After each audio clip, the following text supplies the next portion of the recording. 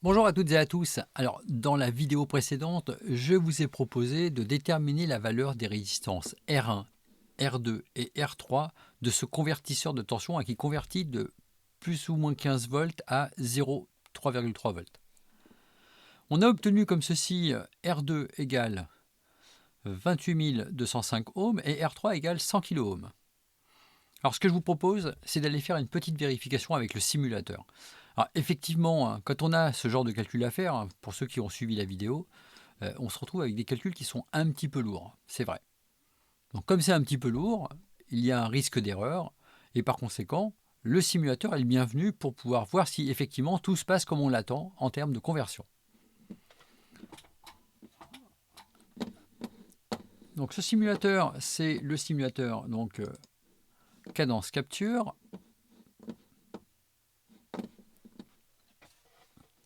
Donc voici, donc je vais créer un nouveau projet. Alors, je vais faire ça un petit peu vite parce qu'on a déjà vu ça au moins une fois. Dans le dossier sur Kirchhoff, hop, simulation.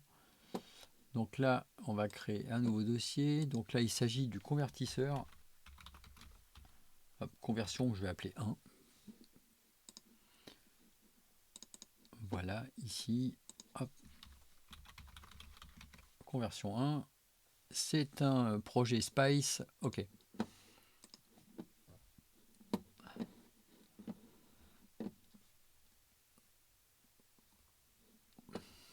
Bien.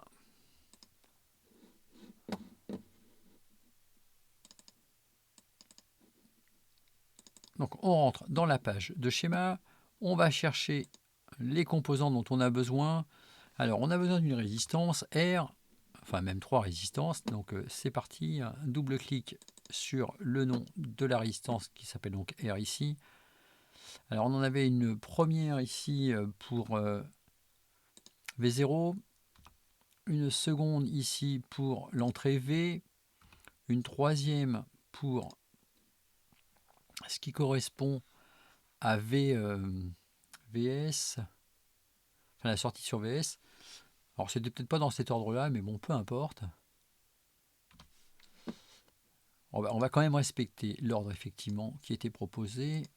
Donc dans ce qui était proposé au niveau du schéma, je retourne sur le schéma pour voir. Donc effectivement, j'avais R3 donc qui se trouvait ici. Voilà. Donc je trace les fils dont j'ai besoin.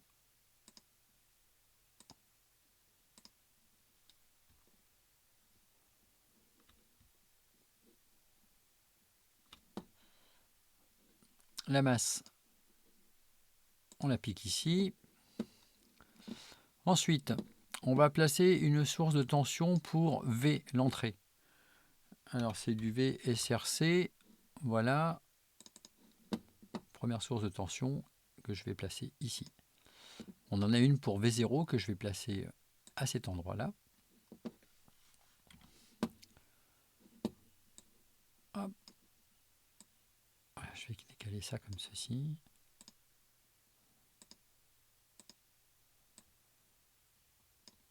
Quand on change de logiciel, hein, c'est pas toujours évident.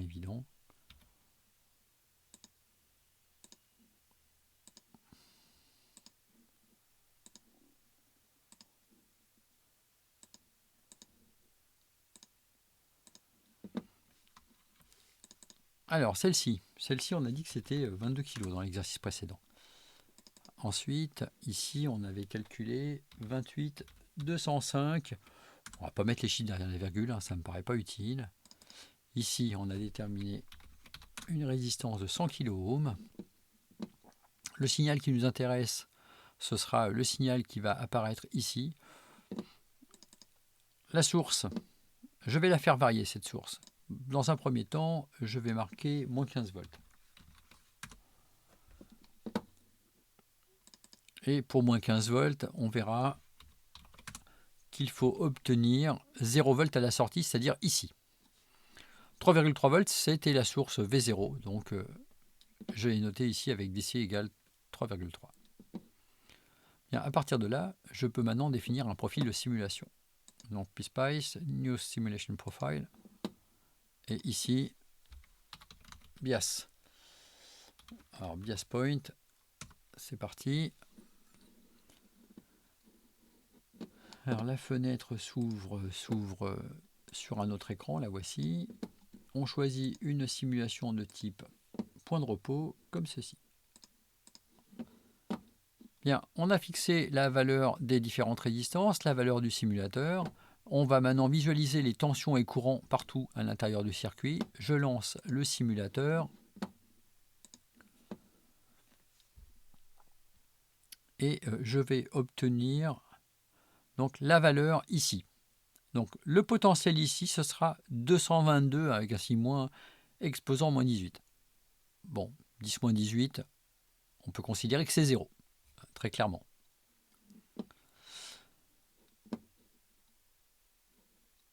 Donc ça, c'était pour moins 15 volts en entrée. Regardons maintenant ce qui se passe lorsqu'on met plus 15 volts à l'entrée. Je relance la simulation. Hop. Ah, 3,3 volts à la sortie. Bon, bah, ça me paraît impeccable tout ça. Bon, ce qui peut être intéressant, c'est quand même de tracer la caractéristique. C'est ce que je vous propose de voir maintenant.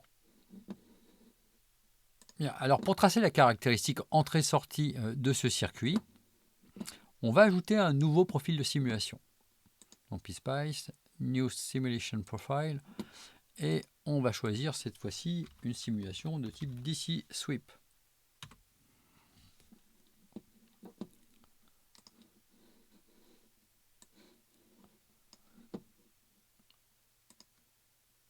Donc le but du DC Sweep, c'est de réaliser une simulation pour laquelle on effectue un balayage d'une tension continue. La tension continue ici qui nous intéresse, c'est celle-ci, c'est celle de notre source V1. Donc je vais effectuer un balayage sur V1. Bon, logiquement, le convertisseur travaille à partir de moins 15 volts en entrée jusque plus 15 volts en entrée. Et si je veux une courbe suffisamment lissée avec suffisamment de points, je vais mettre un petit pas, par exemple 0,1 volt. OK. Et puis maintenant, on lance le simulateur. Bon, préalablement à ça, on peut placer une sonde. Donc ici, une sonde de tension qu'on va mettre sur la sortie. Le but, ça va donc être de visualiser la caractéristique de V en fonction de V1 ou encore VS pour nous sur notre exercice en fonction du V qui se trouvait à l'entrée.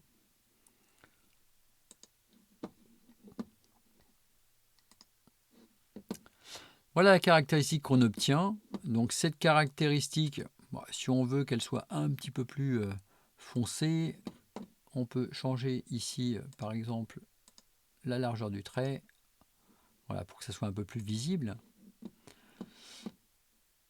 Moins 15 volts se trouve ici, et pour moins 15 volts, j'ai 0 volts. Et puis ensuite, c'est pas de bol, ça se voit pas bien sur l'écran parce qu'il y a ma trombine qui se trouve dessus. Mais ici, on a plus 15 volts sur ce point-là. Et sur ce point-là, eh bien, on a 3,3 volts en sortie. On a donc tout à fait répondu au cahier des charges, ce qui confirme la justesse des valeurs qui ont été calculées dans la vidéo précédente pour cet exercice-là. Voilà, c'est la fin de cette vidéo qui nous a permis de montrer comment très rapidement on a pu valider des valeurs qui ont été déterminées par le calcul. Et cette vérification, on l'a faite en vérifiant qu'effectivement la caractéristique entrée-sortie correspondait bien au cahier des charges fixé initialement. Voilà, c'est la fin de cette vidéo. Moi, je vous rappelle que j'apprécie que vous précisiez que vous avez aimé cette vidéo ou au moins qu'elle vous a apporté quelque chose. Et puis, je vous dis à bientôt pour d'autres vidéos.